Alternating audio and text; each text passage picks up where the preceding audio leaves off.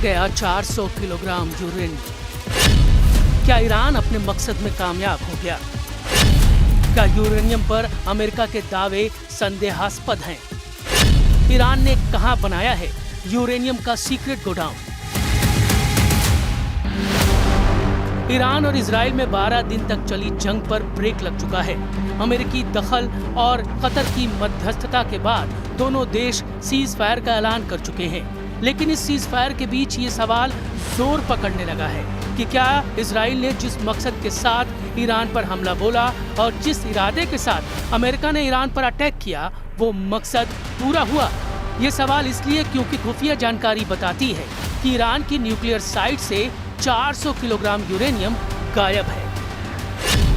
दावा किया जाता है कि ईरान के पास 400 किलोग्राम 60% शुद्धता वाला यूरेनियम मौजूद था, जो न्यूक्लियर वेपन बनाने के लिए आवश्यक मात्रा के बेहद करीब है। आमतौर पर 90% शुद्धता वाले यूरेनियम से बम बनता है, लेकिन 60% स्तर तक पहुंचना ही खतरनाक माना जाता है। विशेषज्ञों का मानना है कि 42 किलो 60% यूरेनियम से एक हथियार बन सकता है।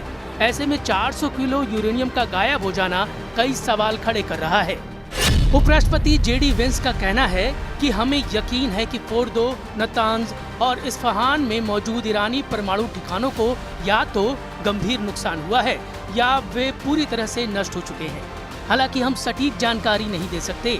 ईरानी परमाणु ठिकानों पर अमेरिकी हमलों के बाद गायब हुए लगभग 400 किलोग्राम यूरेनियम के संबंध में आने वाले हफ्तों में ईरान के साथ बातचीत की जाएगी। अमेरिकी डिफेंस इंटेलिजेंस एजेंसी की रिपोर्ट के मुताबिक ईरान ने एयर स्ट्राइक से ठीक पहले अपने फोर्दो न्यूक्लियर प्लांट से कई ट्रक हटाए थे। सैटेलाइट इमेज में ये मूवमेंट साफ दिखा, जिससे माना जा रहा है कि यूरेनियम को जानबूझकर छुपा लिया गया। यानी हमले से पहले ही ईरान को इसकी भनक लग चुकी थी। ये यूरेनियम अब संभवतः किसी गुप्त अंडरग्राउंड बंकर में मौजूद है, जिसकी जानकारी अंतर्राष्ट्रीय एजेंसियों को नहीं है। इस वक्त सबसे बड़ी चुनौती इंटरनेशनल एटॉमिक एनर्जी एजेंसी यानी IAEA के सामने यही है, क्योंकि ईरान ने अपने परमाणु ठिकानों पर निरीक्षण की इजाजत रोक दी है। ऐसे में ये तय कर पाना मुश्किल है कि यूरेनियम अब कहाँ है और किस हालत में है। वैसे भी ईरान के विदेश मंत्री ने साफ कह दिया है कि ईरान अपना न्यूक्लियर प्रोग्राम जारी रखेगा।